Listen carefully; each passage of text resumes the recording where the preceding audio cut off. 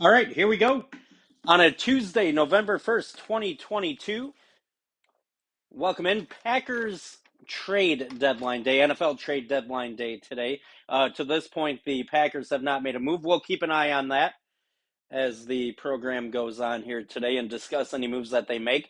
Up until that point, I guess we're going to be talking about whether or not they should make a move and what they should do because some people say sell. We'll get into that in a moment here. If you want to get a hold of me, you can do that on Twitter at Wisconsin_fam, at Wisconsin_FAM. You can also email us at wisconsinfamily@gmail.com. That's actually wisconsinfamily1, the number one, at gmail.com. Ways to get a hold of us here. Yeah, so we'll be monitoring Packers trade deadline day today. Buy, sell, does it matter? Are they more than one player away? A lot of different questions, a lot of different angles that you can hit the trade deadline from here. The Packers not made a move yet. And here's where I stand on the entire thing. It's no secret that I think the season, if not completely lost already, is borderline teetering on the brink of going over the cliff where not only mentally in the locker room and physically able to overcome adversity, but I think we're quickly heading towards a place where the Packers, record-wise, are going to have such an uphill battle to climb with about half the season left that they're not going to be able to do that. So the season is really teetering here, and for me, it may have already gone over the side. So that's no secret the way that I feel about this. But what I will say when it comes to the trade deadline, should the Packers acquire a receiver? Should they try to improve? And my answer to that is yes. Because whether the season is essentially lost or not, it is not 100%, number one. It may feel that way. I may think it's right on the very edge of that. It's not 100% lost yet. And here's my deal. The Packers have already went all in. You went all in when you gave an aging Aaron Rodgers this massive contract. You went all in when you brought back Devondre Campbell. You went all in when you took a risk on hopefully having a healthy David Bakhtiari. You went all in when you draft a rookie like Quay Walker, somebody who you're wanting to help you out right away. You bring back Preston Smith. You sign Jair Alexander to a big contract. There are many things that the Packers have done to indicate that they went all in. And they moved a lot of the salary cap around to make it work so that they could keep Rodgers, who they desperately felt that they needed to be able to win a Super Bowl. And then they did everything that they could to keep this defense together. And they did all that. Now, the Packers went all in already. And if they today do not go out and acquire a receiver, something that they so desperately need, and do something to try to improve this team, to get them back on track, to give them not just a temporary spark, but hopefully something that can help carry them through the rest of the season. If they don't try to do that, then they're just going halfway on going all in. And at that point, if you're not, I mean, here's the deal, right? And this would be the same thing with anything in life. You go all the way. Because if you do it half-ass, it's not going to be good. If the Packers want to go all in, go all in. Then go all in. You can't just pull back on the reins and come up short when you've already tried to go all in. And now it's not working out so well so far. So we're going to pull up on the reins, and then what? And then what? Because you've already, in all the ways that I've described, you've already went all in. You've sacrificed a lot of your future for the right now. So you better damn well be going after the right now with everything you've got, because you've already thrown away some of the future. You've already hurt the future as far as salary cap, as far as player development, as far as just your whole future. You've sacrificed that for the now. And I'm okay with that. But you got to go all the way. You can't just pull the reins back and say, well, we were going all in, now we're going to stop. Because then you didn't go all in. And you also didn't prepare for the future. So you really did nothing. You just wasted a lot of money on Aaron Rodgers, and you wasted a lot of money on keeping this defense together as well.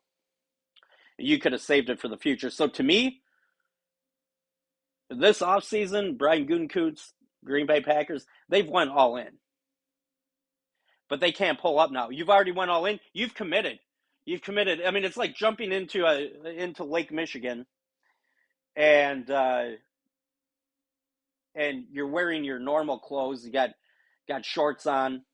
You just take your shoes off and you go in, and the water is getting up to your knees. All of a sudden, a big wave comes, and it hits you all the way up your shorts and halfway up your shirt. Well, at that point, jump in the rest of the way, because if you come out, all you're going to be is cold. The Packers have already went in to the point of no return, going all in for the right now, so they better try to cap it off and at least try. If it doesn't work, it doesn't work, but they better at least try. Speaking of Brian Gutekunst, where's he been? I'm looking this morning. ESPN is doing a segment on the Packers and what they need to do here, and there's Matt LaFleur out there answering questions as if he doesn't have enough stuff going on right now. Criticism that he's taking, the team not playing well, the team underperforming, lack of leadership in the locker room, which we'll get into later on. But I mean, this is the last thing that Matt LaFleur needs to be doing, is going out there and answering questions that Brian Gutekunst should be asking. So they're asking Matt LaFleur, "What you guys gonna make a trade or what?" And then he's out there stammering, trying to get an answer out. And he doesn't know. He's not the damn GM. He doesn't make that call. So he's out there in an awkward position, sounds awkward, looks awkward. He's got enough stuff going on, and he's out there needing to answer the questions. I have no idea. When was the last time Brian Gutekunst had a press conference? When was the last time he answered questions? Where the hell has he been since this entire mess started? I haven't seen him, and now you send Matt LaFleur out there. He's got to try to answer these questions. You know, it's like, what do we have here? The return of Ted Thompson. And Ted used to make Mike McCarthy go out and answer all sorts of questions in regards to the roster, in regards to decisions that either Ted made or didn't make. Oh, it's not on LaFleur. He's not choosing to trade or not trade. No, he's out there answering the questions. Brian Gutekunst needs to step up. Definitely after today, no matter what, if he trades for a receiver, I'm sure we'll see him. No doubt. If they don't make a trade today, because there's going to be a lot of upset Packer fans, if they don't make a trade today. But if they don't, he sure better show his face in front of the media members at Lambeau Field and answer some questions. All right, in terms of the Packers and the trade, the obvious answer when you ask, well, what do the Packers need to do? People have been asking for it all offseason throughout the first 8-9 games of this year. Wide receiver, obviously. But to me, and there's options out there what you can do, but to me, if you can get a receiver that's on his rookie contract, and you're going to get more than just this year out of the deal, that's what the Packers need to do. That's what they need to pull the trigger on somebody. And these guys are not, I mean, Chase Claypool, a lot of people saying second-round pick to be able to pull him in. Hey, go for it. Go for it. I mean, somebody like Claypool, the Packers would be thrilled to draft a guy like that with a second-round pick. They're going to be happy if Christian Watson turns out to be as good as Claypool.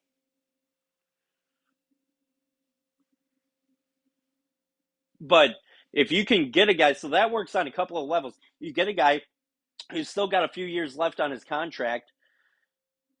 You can get him to help this season, improve this season, spark this year.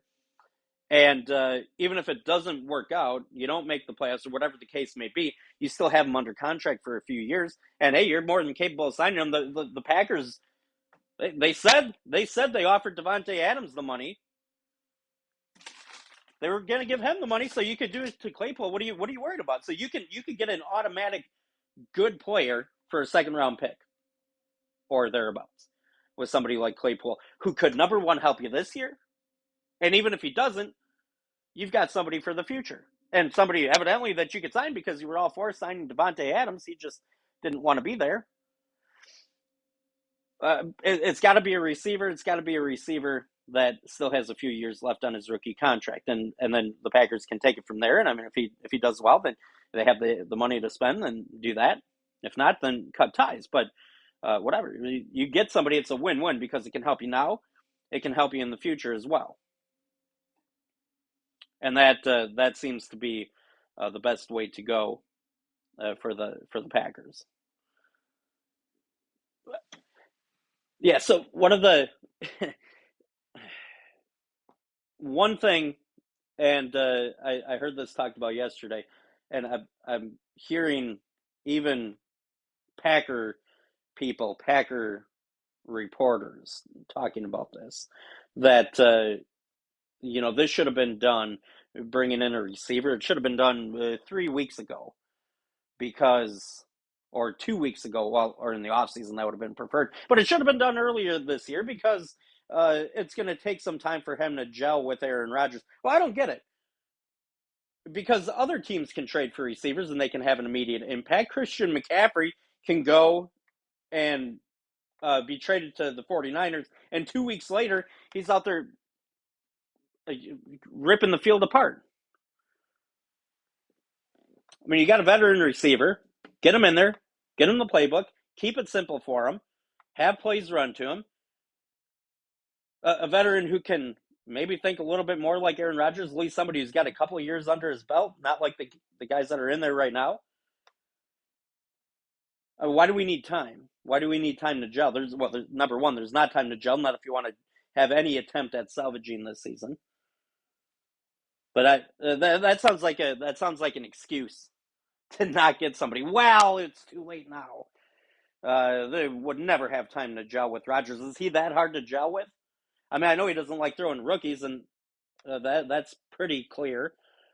Not just this year, but in previous years as well. But, I mean, is it that hard to get on the same page with Rodgers, especially if you're another veteran? I don't know. I guess we wouldn't know, because they don't bring anyone in. What's the amazing thing? You know what teams that win the championship? They are the Rams from last year, who have a good team. Already have a good team. Already playing pretty well. I'm talking last year. And then they go out and they bring in Odell Beckham. I think back to a couple of years ago, or the Astros were at the trade deadline in baseball, and they had a first place team themselves, and they were like the best pitching team in the American League. And what did they do? They went out and they traded for Zach Greinke and got even better. They left no doubt that they were going to be the best pitching team. They already were number one. And then they went out and added Greinke. Last year, the Rams are already dominating teams. They're already doing a good job. Then they go out and they add players. The Packers are sitting here. The Packers desperately need someone just to be average on offense. And we're wondering, well, will they do it? Will they not do it? That's ridiculous. They should be doing it. If the Packers were undefeated right now and had the best offense in the NFL, they should still be looking to add a receiver. Do all you can to guarantee you that championship.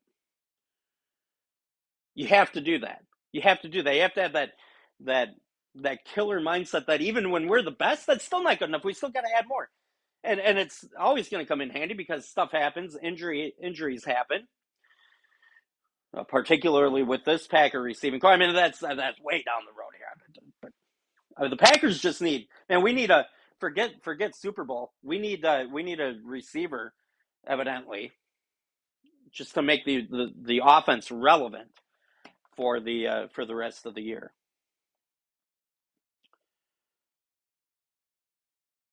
I mean, it's Super Bowl, maybe you can get in the playoffs, maybe you get hot, but right now, the way things are, they're not making the playoffs. Maybe if they get a receiver, maybe if they get something that can spark everyone on the team, then maybe that works. Hey, you know what? We're talking here. Now the Packers are not in first place, But I still can't get over this. I'm just thinking about trade deadline things. We're sitting here today. The Packers are a couple of games out of first place. Things are not going well, but clearly the majority of people want the Packers to buy. I think the Packers should buy. I think the Packers should go get a receiver.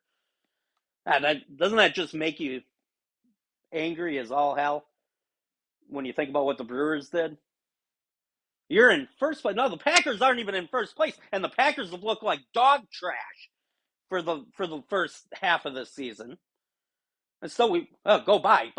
Let's go for it. The Brewers, we're in first place. We're gonna sell. We're gonna sell. Huh? And you wonder why you didn't make it. By the way, the team that finishes one game ahead of the Brewers in the standings to make it as a wild card team, Philadelphia Phillies, are in the World Series right now. All right, we're going to take a break. When we come back, more Green Bay Packers talk. Here's some interesting comments made by one of the Packers opponents after the game on Sunday. We'll get into that. And also, what would it mean for Matt LaFleur if he were to lose the next couple of games? And where's the leadership on this team? We'll talk about all that and more coming up here. Stay tuned. All right, we're back, and last segment, I was criticizing Brian Gutekunst for not being anywhere to be found when it came to press conferences, that sort of thing. Haven't seen him for a while, and and sure as heck, man, if if he does not make a move today, because everyone nationally, locally, fan wise, everyone is expecting him to make a move. Just about everyone. And just about everyone wants him to make a move. And if he does not today, there's going to be a lot of questions that are going to have to be answered, not just about this season, but what direction this organization wants to go as well. So he better. I'm sure he'll come out and talk and spike the football if he does make a move today. But if he does not make a move, he has to come out. He's got to talk. You can't leave that to Matt LaFleur. Now, anyway, beyond all that, I do have to say this because I've heard a lot of criticism of Brian Gutekunst over the last 3 weeks or so, 3-4 weeks since Packers have been on this losing streak. Now, here's where I stand with it. You have to remember back. You got to first set the basis here, the groundwork for how the power structure is set up with the Packers. Remember when Murphy and the Packers fired McCarthy, Ted Thompson was gone. Once the new power structure was set up and the Packers hired LaFleur, they hired Goody to be the GM. Murphy set it up where everyone answers to him. Everyone goes to Mark Murphy. Brian Gutekunst reports directly to Murphy. Matt LaFleur reports directly to Murphy. I mean, normally your head coach and your coaching staff report to the GM, who then reports to president of football operations or the president or the owner directly, whatever the case may be. But with the way that power structure is set up, what you have to understand is that what does Goody do? Goody simply puts together the roster. He signs free agents. He scouts. He drafts. He makes trades. He cuts players. He adds players. Getting to that final roster end of training camp.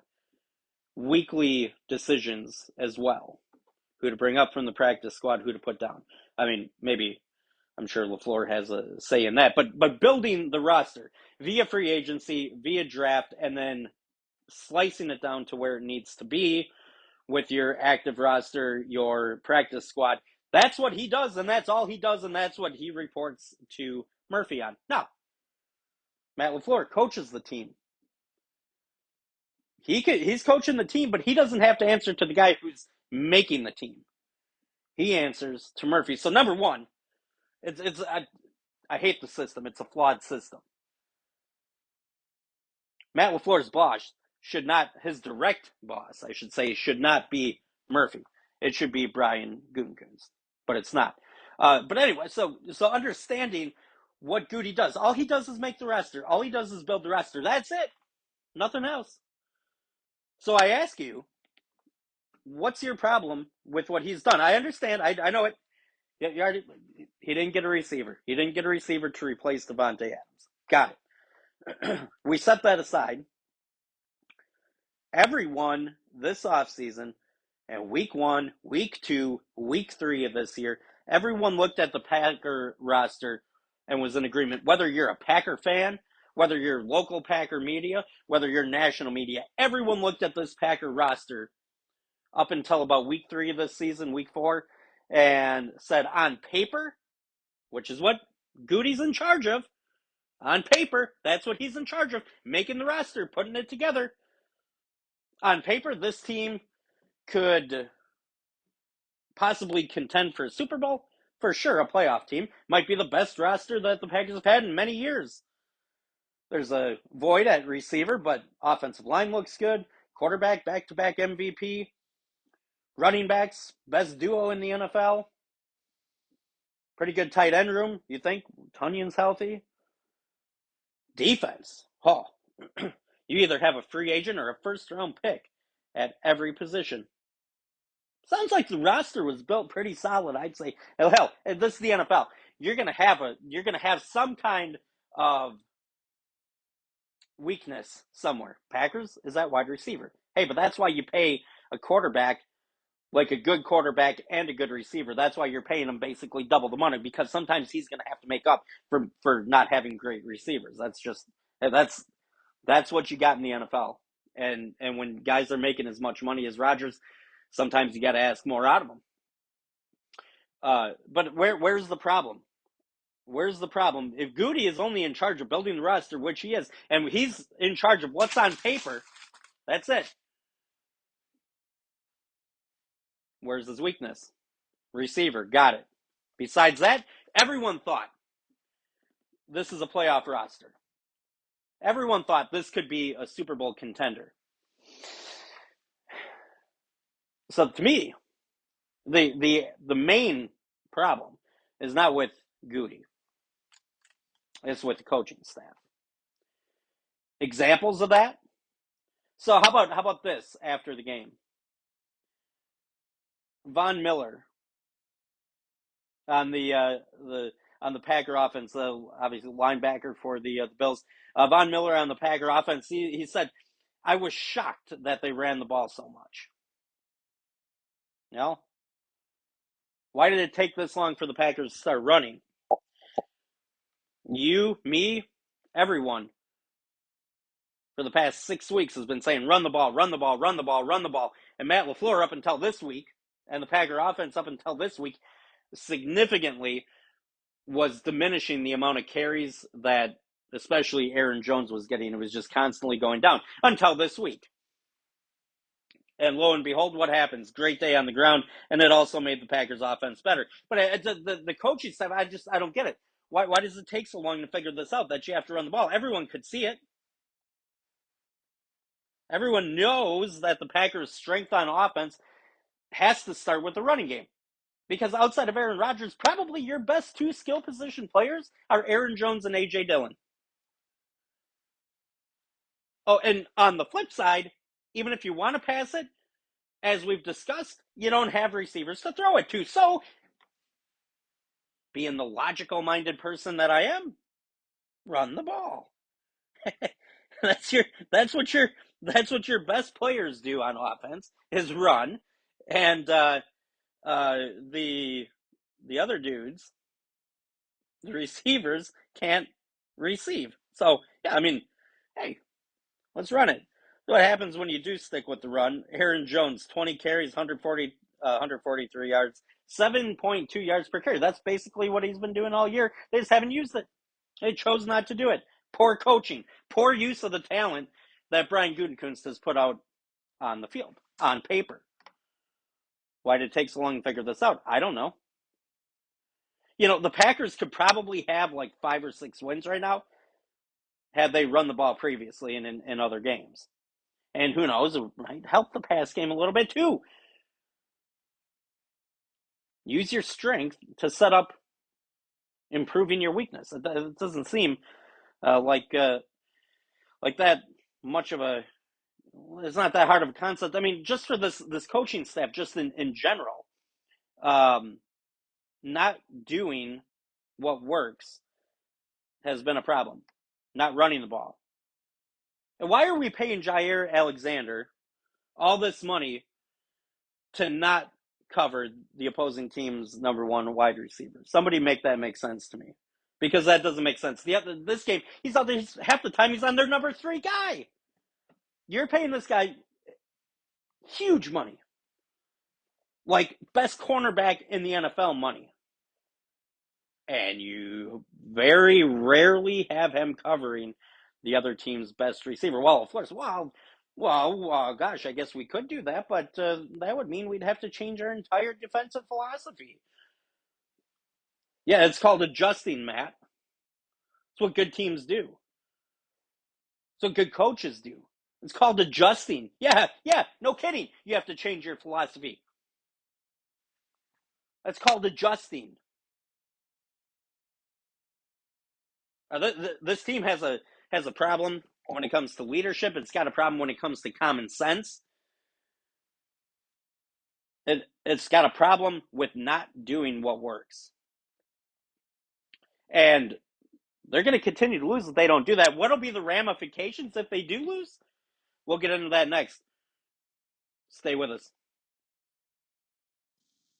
All right. And we're back off and running here on a Tuesday, first day of November 2022, which is trade deadline day, monitoring what is going on in terms of the Green Bay Packers. Nothing so far. We got one eye on that. Colts fired offensive coordinator Marcus Bradley today. Joined their team in 2018 as a quarterback coach. He's been the offensive coordinator for a year or two there. So, hey, Joe Barry, sometimes firings can happen mid-season. Probably not with nice guy LaFleur, but, you know, strange things do happen sometimes. So, speaking of nice guy LaFleur, watching the game and just over the past number of seasons, I've had a question, but watching this week, if there's a moment that begged the same question for me to ask again, who is leading this Green Bay Packer team? So Eric Stokes uh, had a bad moment in the game early on, and was taken off on the sideline, taken out of the game temporarily, and he got a talking to on the sideline by the head coach. No, his defensive coordinator. No, by Rich Bisaccia, tight ends. I'm sorry, special teams coordinator is the one having talks with people on the sideline. To me, well, where the hell is the head coach? Where the hell is the defensive coordinator? Why is your special teams coach going after a defensive player? Now, don't get me wrong. I'm not upset with Bisaccia for doing it. Somebody has to. In fact, there's lack of leadership on this team. When I say somebody has to, Aaron Rodgers came out last week and he made his comments, right? That the guys who are making too many mistakes, they shouldn't be playing as much. They should get less reps. All that. Part of him coming out and saying that was out of necessity because nobody else is. Somebody's got to say it, and it shouldn't be on Rodgers to do that. That's a coaching staff thing to say. And part of the reason that it's not on the players and shouldn't be on Rodgers is because of the reaction that he got, where people said, well, yeah, and fairly so. People said, well, you've made your fair share of mistakes, Rodgers. You haven't played well this year, so how dare you say that people shouldn't be playing? I get it. That's why it shouldn't be on players to say that type of thing. But I will give Rodgers credit for saying it because, again, somebody has to say it. Nobody else is. Somebody's got to do it. And Aaron Rodgers stepped up, and he's the leader. The guys who should be saying it are your coaches, your coordinators. Should be Matt LaFleur. It should be Adam Stenovich. It should be Joe Barry. It should be Bisaccia, particularly with the special teams. But it seems that Bisaccia does that for everyone, and the coaching staff doesn't do it. I mean, you finally heard LaFleur. It was either yesterday or after the game. I think it was after the game. This is the only time I've heard him really get upset. They're talking about Quay Walker getting ejected, and LaFleur was talking about situations like that, and he was very clear. He said that's one of the things that I have no tolerance for. Good, that's good. Tip of the hat to you for that. But what do you have tolerance for? You have tolerance for a quarterback going rogue and running things the way he wants them to be run. You sure as hell must have a tolerance for fumbling on punts after last year and then the beginning of this year with Amari Rodgers. You won't do anything with him. He's still out there again. I get Matt LaFleur's got a tolerance for a lot of things, and it's gonna come back and bite him because here's the deal: when leaders don't lead, there's going to be problems. There's going to be chaos because it's leaders' jobs to lead, and everyone, don't care who you are, you need to be led. Somebody needs to be driving the ship, always. Whether you're talking about a sports team, a family, a country, an army, a chess club. I don't know. Somebody needs to be in charge. And when the ones who are in charge are ceasing to take that role, you're going to have chaos. You're going to have circumstances like Rodgers, where he feels the need to say something that really shouldn't be his place to say, but somebody's got to do it. So Rodgers does, but it's gonna be bad. It's gonna have chaos. It's gonna lead to problems. Now here, what is it gonna lead to for the Packers? I mean, this hasn't been good. You don't have any. I mean, LaFleur just keeps coming out after games saying, "Oh yeah, I'm disappointed, and our team is disappointed. We're all disappointed with the way that we've been playing. Oh geez, everyone's disappointed. We're sad. We're disappointed." Well, I guess you have tolerance for disappointment because you keep saying that week after week. Same old stuff. It doesn't seem to get better. That's just it's going to lead to losses. You know what's going to happen? Here's my prediction. I threw this out there the other day on Twitter and got a mixed reaction, I suppose, on that. But it's going to be true. You can mark it down. So I had said, and this was after the Packers loss to the Commanders. So you lose to the Giants, you lose to the Jets, you lose to the Commanders. I said that Matt LaFleur would not win another game as coach of the Green Bay Packers. Next time the Packers win, we'll not see Matt LaFleur on the sideline. I'm going to stick with that. So when I said that, it's after the Washington game. They had just lost that. You knew they were going to lose this past weekend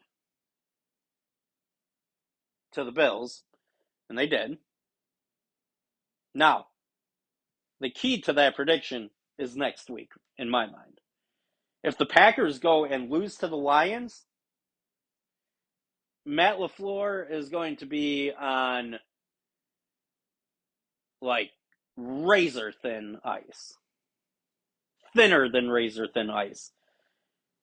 When you're talking about a 5-game losing streak, the last of which was to the Lions, he's going to be not fired. He's going to be on razor thin ice. And then you come home and Mike McCarthy and the Green Bay or Dallas Cowboys come to town at Lambeau Field. And if you can't beat Washington, you can't beat the Jets, and you couldn't beat the Lions. If they don't beat the Lions next week, they are not beating the Cowboys and Mike McCarthy. And McCarthy coming back to Lambeau, oh, he's going to want to win. He's going to have his best game plan put together. And my fear is that Matt LaFleur is going to look like a deer in the headlights. But you lose that game, it's over. Think about it. Think about it. 6-game losing streak, which also included losing to the Lions, and then right on the heels of losing to the Lions, if that wasn't enough, you lose at home to the Cowboys and Mike McCarthy. Lambeau Field will be booing so badly. They'll be booing before the game even starts if you come off a loss to the Lions. But you start losing to Mike McCarthy at home, oh, Lambeau, and then you lose the you're not going to want to be in Lambeau Field if you're a member of the Green Bay Packers, and if you're Matt LaFleur, probably for Brian Gutekunst too. But Matt LaFleur, telling you, he would be gone. They lose the next 2 games. Will be. You can like it, you can dislike it. It's going to happen if they lose the next 2 games. Now, if he beats the Lions, he might buy himself some more time.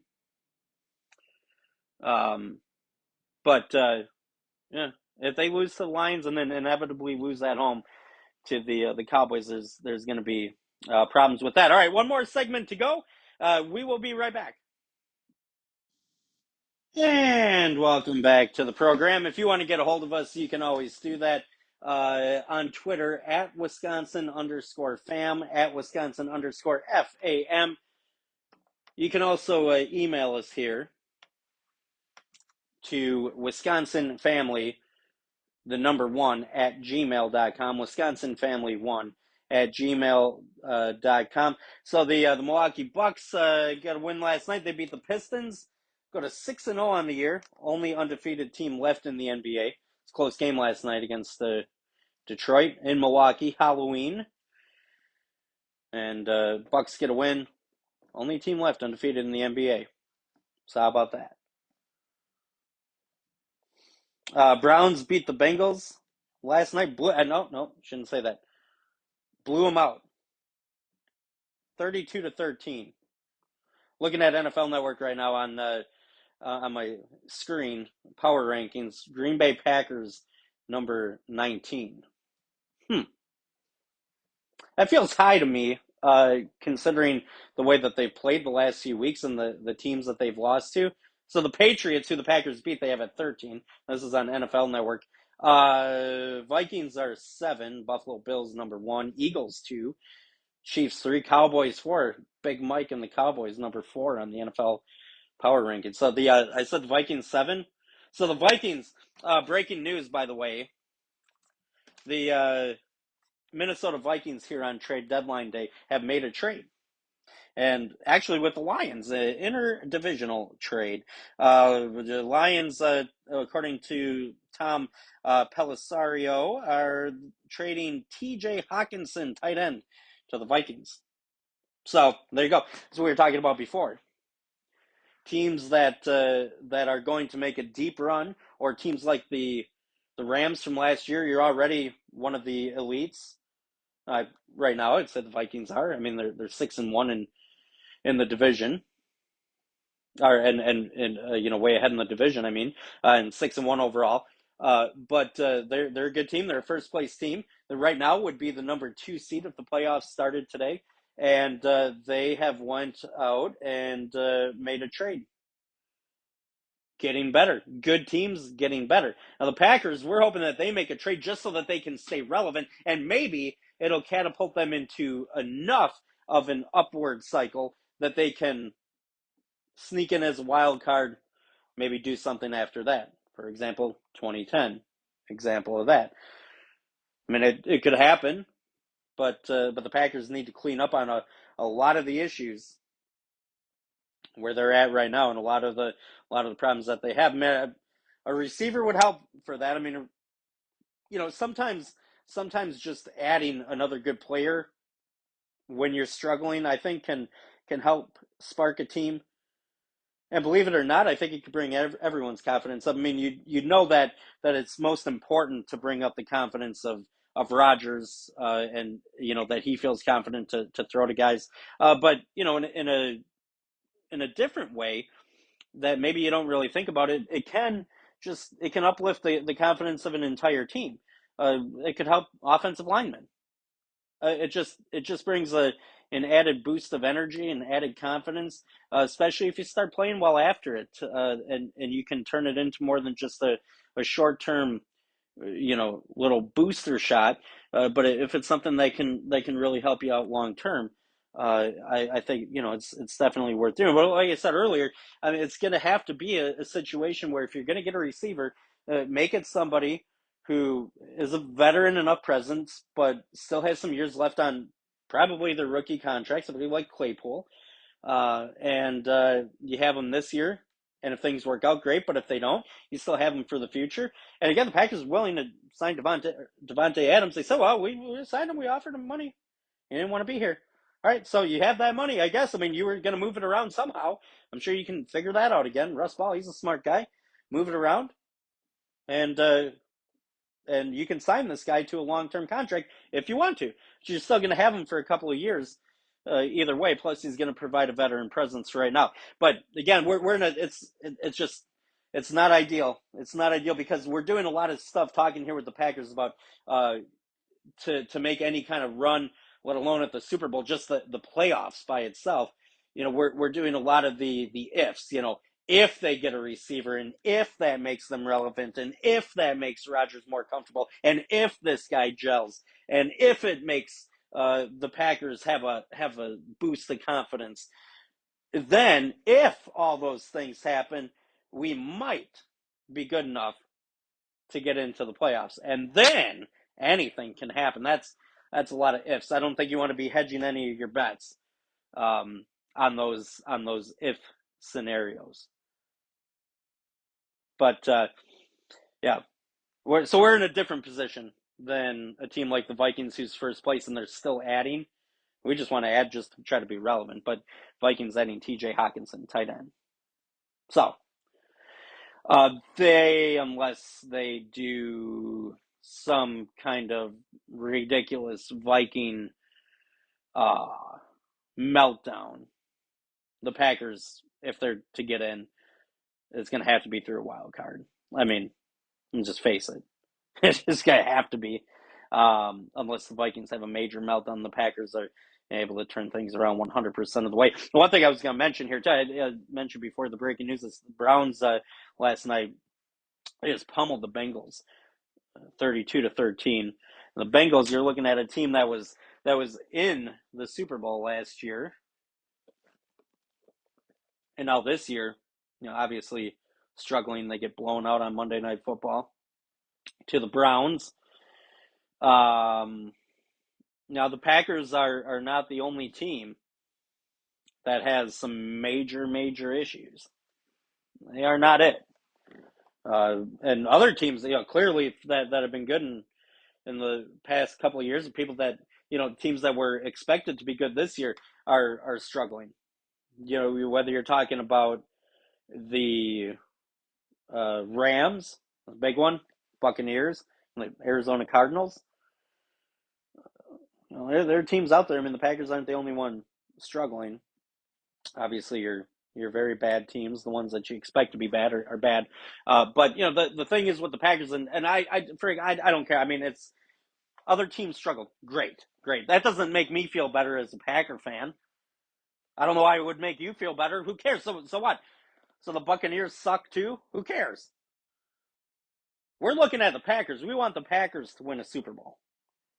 And let's face it, the Packers did sell out, salary cap wise especially, to kick that can down the road and try to go all in right now. So the fact that they're struggling, as opposed to, say, the Cardinals, who maybe had higher expectations, the fact that the Packers have went all in, kicked that salary cap can down the road, and now you can't figure it out, that's bad. Not good. Not good. Man, you can't have that. I mean, sometimes you underperform, sometimes you're bad. If you're bad in a rebuild or underperforming in a rebuild, fine. But when you've done what you could do to go all in right now, and like I said, salary cap wise, put yourself in a predicament for the future and kick that can down the road. And then you're playing like the Packers are right now. And when you put together a roster that looks so good on paper, and then you're underachieving, it's not just about being bad. It's not just about losing. I mean, you understand that you're not going to win the Super Bowl every year. Most teams understand they're not going to make the playoffs every year, though the Packers essentially have over the last 30 years. But don't tell me about what it takes to lose. I mean, I grew up watching the Green Bay or the Brewers and the Bucks, two teams that scrap. And if the Bucks made it as an 8 seed, who cares? I ain't even making the playoffs. But you Brewers, they they never win, and they never won. But be that as it may, I know what it is like when you're losing. It's not about the Packers losing. It's about the fact that on paper they should have one of the best teams in the NFL, and they're just coming up short constantly because evidently they're being undercoached, underutilized, whatever the case may be. All right, that's it for us here today. We're going to have to get out of here again. You can follow on Twitter, Wisconsin_fam, Wisconsin_FAM. Email us at Wisconsin Family. It's going to be Wisconsin Family, the number one, at gmail.com. We'll be back tomorrow on a Wednesday. All right.